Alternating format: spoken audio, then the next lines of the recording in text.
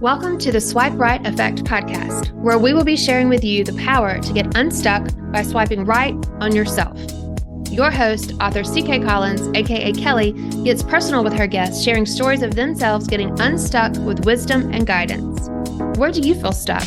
Are you waiting to get your new life started after a big change? You've come to the right place. So with that said, let's get started.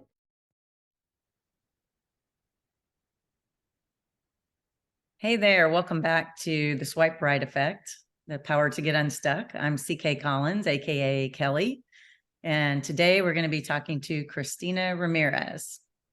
I'll tell you a little bit about her and then let you hear from her.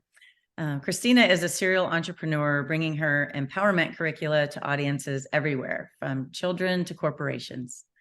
Her programs have been implemented across 40 states and have over 10,000 individuals, from children to corporate executives.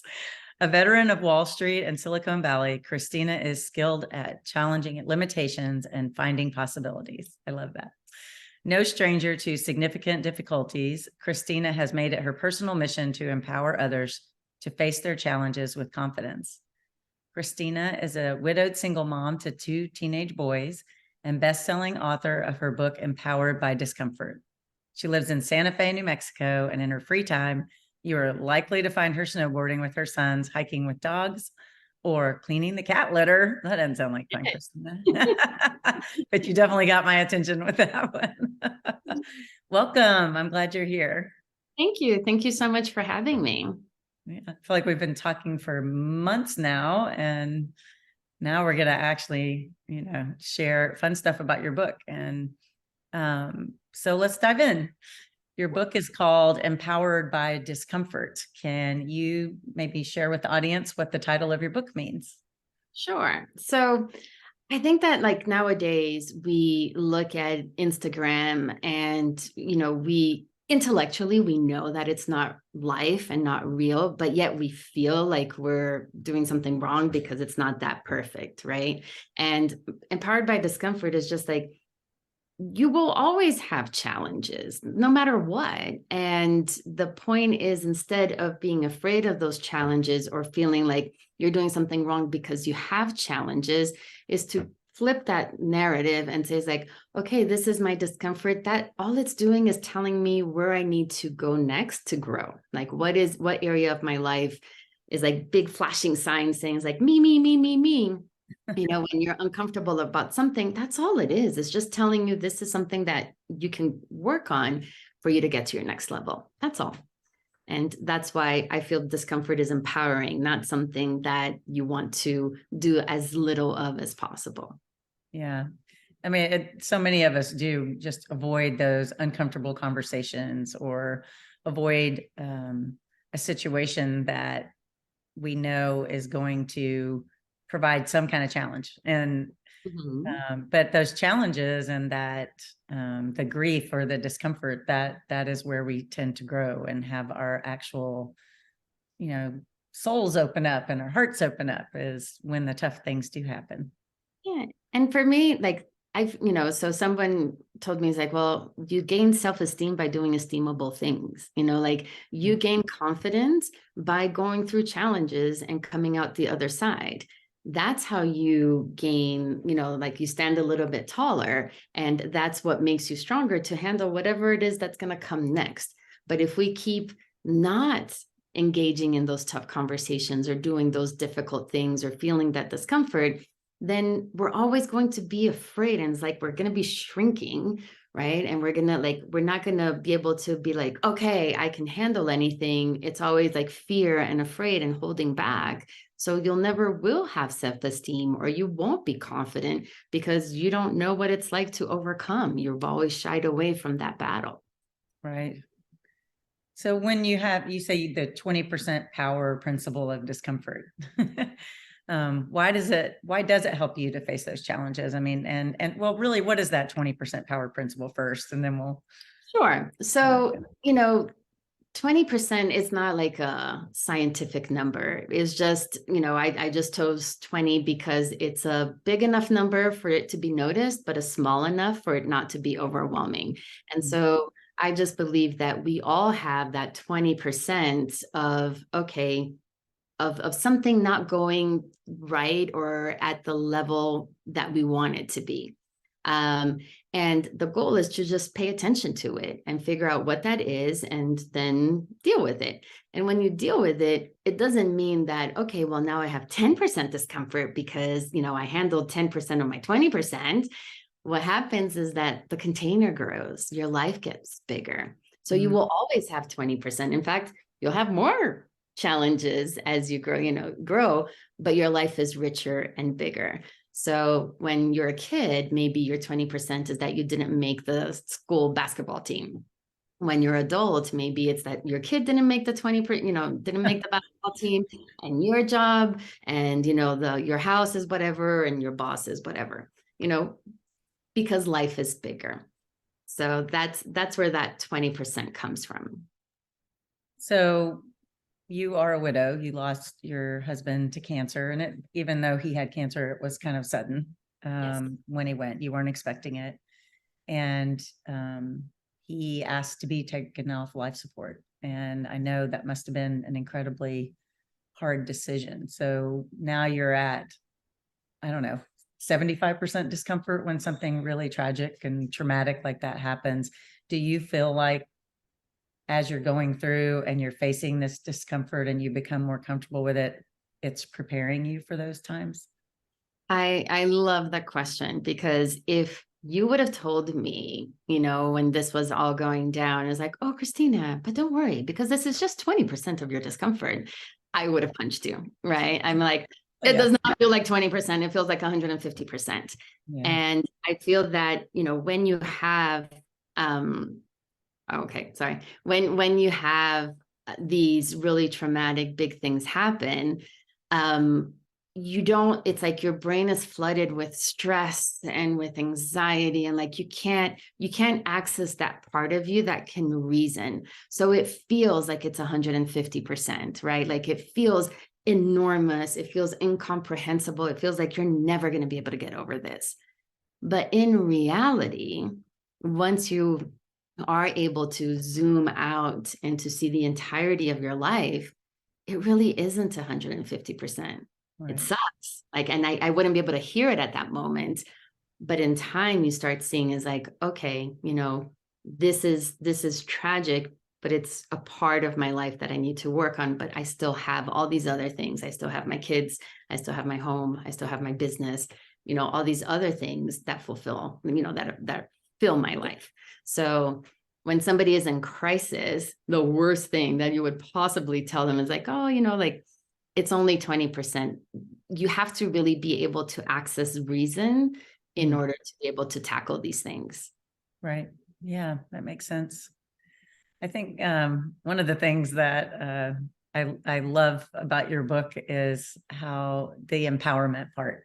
You really, whether somebody's going through that 20% or the 150%, understanding that you have superpowers, as you put it, is actually really comforting. And it's something, oh, we got some dogs downstairs. Excuse the dogs. I can't even hear you. Yeah, I know. Love dogs. My family loves dogs.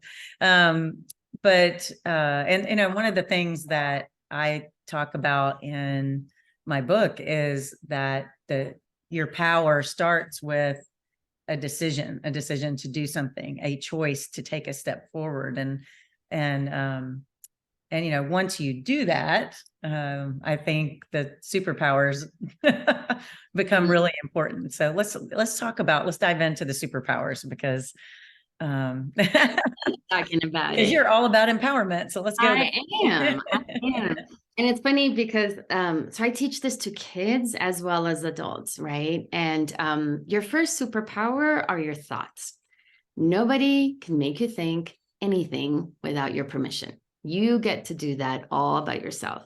So when I did a class with like middle schoolers, and I would tell them is like, as a mom, it drives me bananas. But the only thing I can control where you go to school, what you eat for dinner, what you're wearing, but I cannot control what goes in, what happens between your ears. Only you can. That is power, right? Like, and we don't really recognize it as such, but nobody can tell you what to think. You have to decide what is it that you accept or not. So it starts there, and acknowledging that each one of us has an inordinate amount of power in controlling our thoughts. And the thoughts are kind of like the start of everything. So then your second superpower are your words, right? Whatever words you use to describe yourself or a situation, that's going to be true. And that's how the world is going to see you. And nobody can tell you, nobody can say those words for you. You have 100% control over how the world sees you based on the words that you choose to use, right? That's power right there. That is power. And you can make somebody's day or break somebody's day with the simple use of words. You can make or break your own day with the words. Yeah. And I mean, as both of us are writers, there's a deep respect for words and how it's how we're sharing our hearts, especially in memoir situations. Absolutely. Like we both wrote. And I tell people, like, just listen to yourself. Like, how do you talk about yourself? Like, are you like, oh, I'm such a dumbass because blah, blah, blah? Or do you say it's like, oh, I actually accomplished this? Because that's who you're going to be. And the words are just a reflection of your thoughts. So they kind of go together, but it's a lot of power right there if we pay attention. Sure. So the third superpower are beliefs. So beliefs are just the thoughts and the stories that you repeat over and over again, and that you believe, that have become a truth. You deem them as truth. And sometimes it comes from outside of you. So if your parents were Christian, chances are that you have Christian beliefs. If your parents were Muslims, chances are that you have you believe in Islam. But they also come from experiences. They come from lots of different places. And beliefs are the gatekeepers. So they will either allow you and empower you to make an action, or it will stop you from taking an action. So really important to pay attention to those beliefs, right? So if an easy example for me is a high school student, right? Let's say that a high school student has the belief that they're smart. Well, then maybe they will sign up to do AP classes. And then maybe because they do AP classes, they're going to they apply to a college and they get in. And they're like, oh, wow, I'm really smart, because if I weren't smart, like I wouldn't get into this college. And it's kind of this positive circle. But if you're the same high school student and you're like, you know what? I'm really dumb. Like I don't, this whole algebra thing is like beyond me. Maybe you don't take advanced classes, and maybe you don't get into the college that you wanted to. And that's going to reinforce the belief of, well, maybe I'm not that smart. So beliefs are going to really hold you back or push you forward. So they're really important to pay attention to.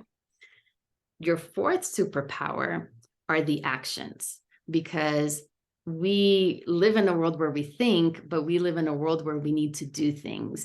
And you are in control of your actions. You have a lot more choice than we give ourselves credit for. And those actions are going to have results, which is our fifth superpower. And our results are then going to influence our thoughts. So the kid, that applied to a good college, and then he became an engineer, and then he went into, I don't know, some successful career, that's going to reinforce the belief that he's smart and that he's successful. So all of these things are in our control. The thoughts, the words, and the beliefs are very internal. The actions already start depending on other people, because you're interacting with other people in the world.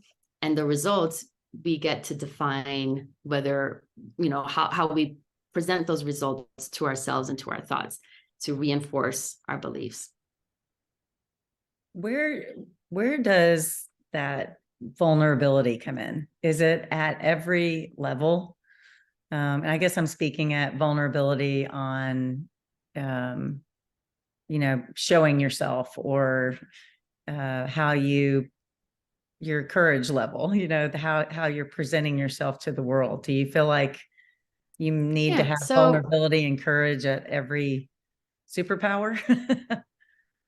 Absolutely. Well, there's I'm you know how sometimes you read a book and that book changes your life? Mm. Like, because it like changed something at such a fundamental level and you're like, oh my God. And after that, like nothing is the same. Yeah. Have you ever had that experience? Like Yes. that's what I hope my book is. But for me, that book was a book called Mindset by Carol Dweck. She's a professor at Stanford, and she's the one that discovered or coined the term growth mindset. And the growth mindset, like, so if you have a fixed mindset, you're somebody that you're either born with a talent or not, and you can't change it. So you're born good at math or you're not, or you're born, like with the capacity of being a great guitar player or not. And a growth mindset is that you can do anything and you can achieve anything with work and effort and learning, right?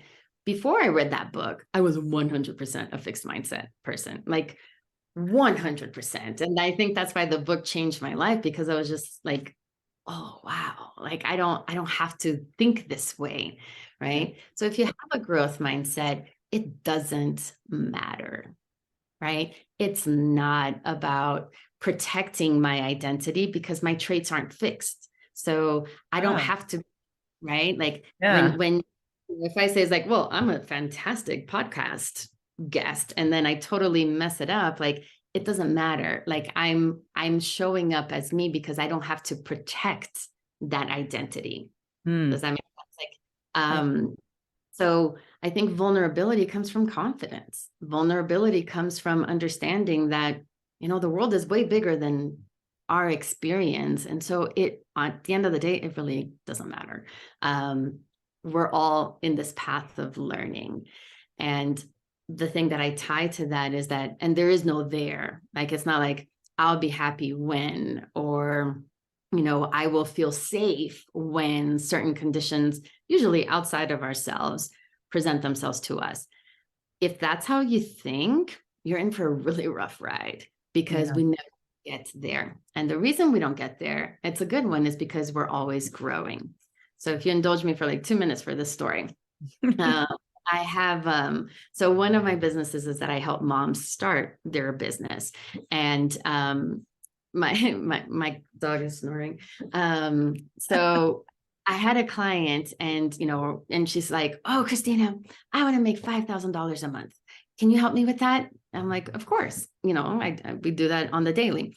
She's like, oh my God, can you imagine $5,000 a month? I can't believe it would be like so life-changing. Oh my God, oh my God, oh my God, oh my God. So we start working together, and then she's making $4,000 a month consistently.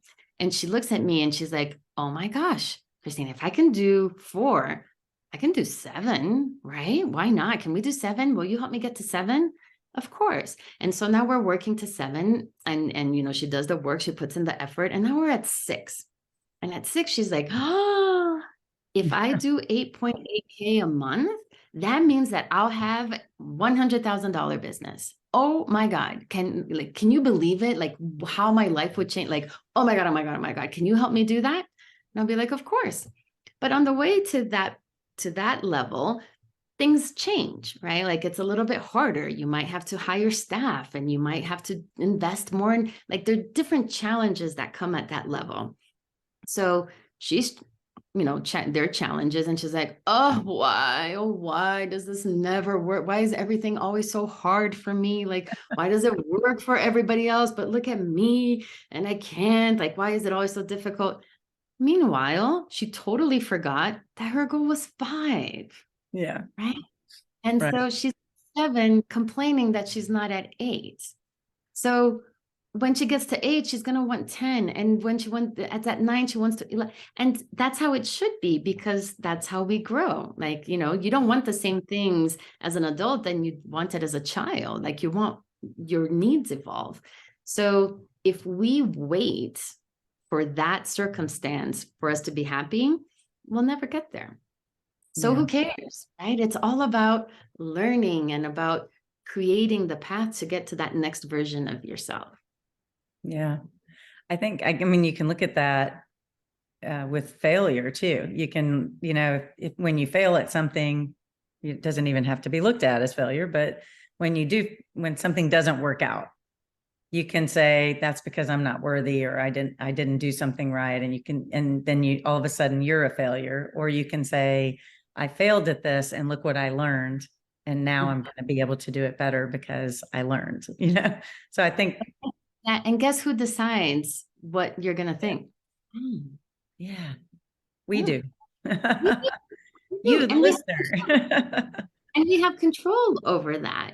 And it's not like, look, I'm not like standing on a pedestal and saying like, I never self-deprecate myself, like I never have a bad course I do, right? But you catch yourself and you're like, I'm doing this all by myself. Like I'm bringing myself to this place without anybody's assistance. So like I get to choose what thoughts I want. And it's a habit, right? People are like, oh, but I can't, like, it's like, oh, I'm not disciplined enough to change, to change the way I think. I'm like, you're super disciplined. It's just that you're disciplined to that thought pattern. Yes. That's what you've done. All you have to do is commit to be disciplined to another one, and your life will change.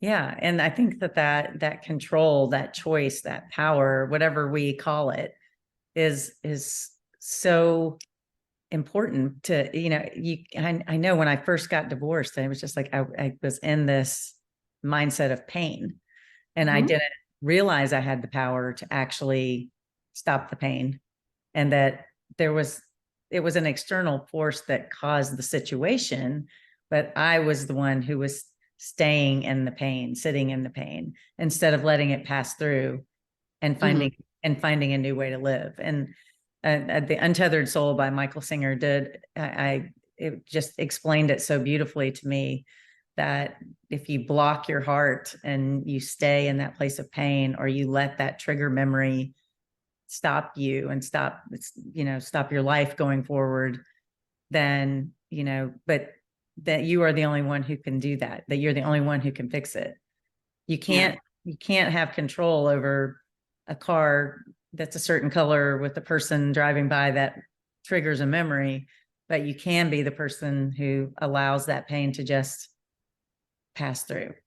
And it's a hard concept, I think, because when you're in pain, it's easier to sit in it, wear it, carry it around like a 50-pound bag of coal than it is to let it go. It's so strange. It's a strange part of humanity and your subconscious and all conditioning, right? Like we are conditioned to do that. And life would be really easy if we didn't have any emotions, but and those emotions kind of affect our ability to to make that switch and to change that story.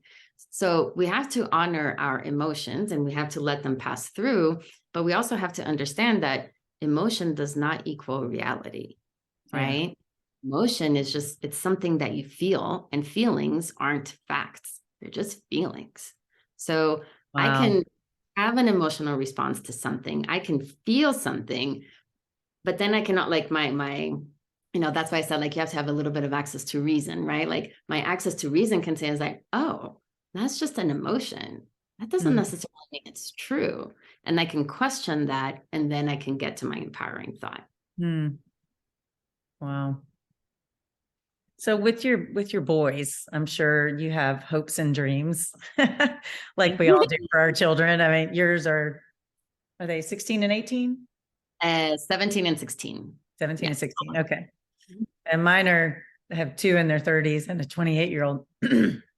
And I feel like my hopes and dreams for them have evolved as they change, just like, you were saying, like back in teenage years, you would have been sad because you didn't make the team. And then as an adult, you're sad because your child doesn't make the team. I mean, you really have so much connection with your children. So it's, what is it?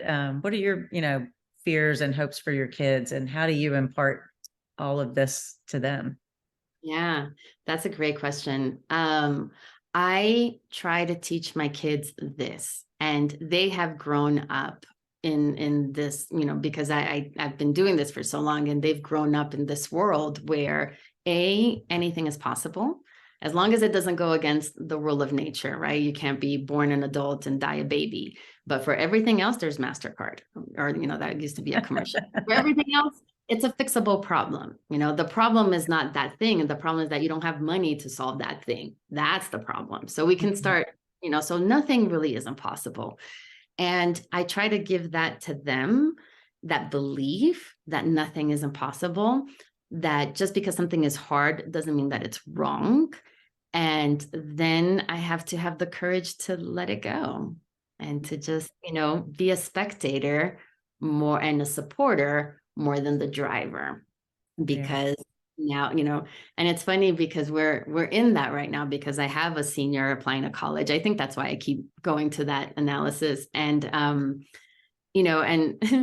I don't know why, but I always wanted them to be rock stars. They're amazing music players. And I'm always like, oh my gosh, how much fun would it be for you to be on stage and there's like 10,000 people singing the words that you could, like, what can be more fun than that? Yeah. Even though, like, I know that those, rock stars have a lot of psychological problems, and it's not all, famous. It can be a dangerous world. But, whatever I want for them is not necessarily what they want for them. And, and they've been in an art school. I have been paying for music classes since they were in kindergarten. Like, it's all about music and art. But if they want to go and do finance, that's their choice. And I have to empower them to make that decision for themselves, to leave whatever it is that they thought they wanted, to experiment with something else. And my role is not to say yay or nay. My role is to be like, go for it. And if it's not the right thing, I'm going to be there to help you out and support you to do whatever it is the next thing. Mm-hmm. I think that's how I pass it on to my kids. Yeah, that's awesome. So, in my book, I ask everybody, each have a different interview for each chapter. And I ask them a few questions, and, I decided that, I learned so much from their answers in my book. And I've had a lot of people at book clubs or, say, gosh, I love that you asked those 4 questions to everybody. And so I'm kind of weaving them back in as a way to wrap up podcast. Because the whole reason I'm doing this podcast and the whole reason I wrote that book was I wanted to interview people. I want to learn from people. And I just figure, if I'm so, intent on learning, and it's so important to me, that maybe some other people want to come along for the ride. So thank you for empowering us today with the 5 superpowers. And I want to ask you 2 more questions. Sure. All right. So I think when we're talking about letting those emotions pass through, and we know people go through tough things like you did with your husband. But I think it's odd that I never really learned to self-soothe. Like, I just pushed forward. That was my, okay, it hurts. I'm just going to keep going until something changes, instead of kind of figuring out what made me feel better. And so I'm wondering what you do to self-soothe when you have a bad day. Yeah. So I think, though, that you do, like pushing through or taking action, that's also a way to self-soothe, right? Yeah. I don't think that for everything we must sit and go to the bottom and the root of it and create a whole thing about it. Sometimes just shit happens and it's a shitty day, or like, and my husband died, like, yeah, that was really sucky. But like, the way that, like, I think you cope, like my first self-soothing is just like, breathe, just like, remember that this passes, that everything passes. And remember that when things are good, that they will come down. And remember that when things are down, there's hope, because they will come up. And I think that always helps me. But I don't really have like, oh, I go for a run or I go take a bath. I'm an active person, so usually it does involve like going for a run or jumping on a trampoline. Something because I feel like the emotion that I grab onto the most is anxiety. And anxiety for me is something that, like, I feel it in my body. And so I have to shake it out somehow so that it just leaves me. And that helps me a lot. Yeah, that's awesome. Yeah, hiking was a big part of it. It has evolved, but that was a big part of it. Now I'm kind of more into meditation. And did you say you couldn't hear me? Uh-oh.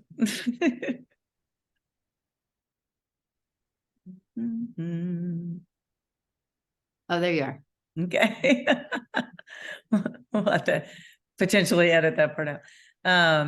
Yeah, I was just saying that hiking was a big part of my self-soothing, and but that usually involved also, I called it walking therapy because it was my friends and I talking things out. So but now it's evolved into meditation and really trying to just have a conversation with my subconscious to where it's not just spinning out of control, but that kind of learning to use meditation to soothe that if I'm having a bad day, if something has upset me. So I just think it's really powerful to hear how other people do it or deal with adversity. And then, so my last question is, what feeds your soul? What feeds my soul? My boys, like it's my life is about them, and it's about seeing. I feel like I'm here to kind of guide them to do whatever it is that they're going to do. Like that's their, like, it feeds me to empower them and to guide them.